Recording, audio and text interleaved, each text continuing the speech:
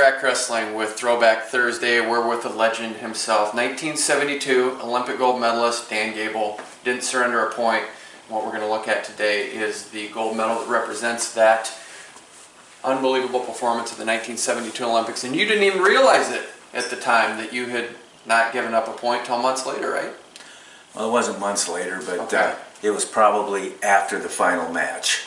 So it wasn't before. A good coach, keeps those things away from you, because if he would have said, or one of the teammates would have said that you hadn't been scored upon yet, I probably would have somehow got scored upon.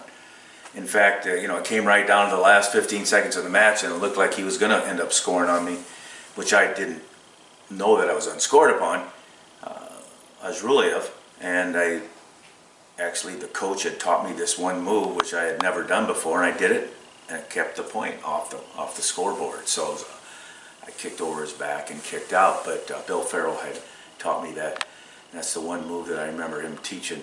But I think that depending on who's wrestling in what situation, you want them to know whatever is needed to know to get them for their best performance. And for me, telling me that I had nobody had scored upon me would have definitely kind of psychologically worked against me. But I think some people might just be the opposite, but that's what a good coach does. And this might be the most famous gold medal in American wrestling history. Here it is. Did this go in the case right away? Was this, how long has this been here? Has it pretty much been on your mantle here for a while? It got lost right away after the finals, and took my thinking of my mom, and I talked to my wife. Not my wife, but I talked to my mom, and she said, "Did you look in the bottom of the bag that you had?" And I said, "Yeah, Mom, I've been through that bag many times." She goes, "Can I see that bag?"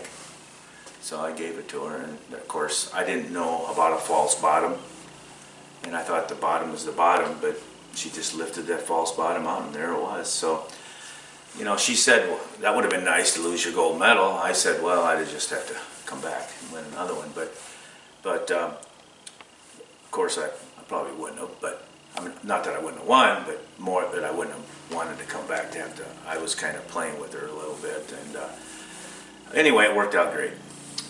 So enjoyed looking at this. This is Dan Gable's Olympic gold medal from 1972. Thanks for joining us on Throwback Thursday.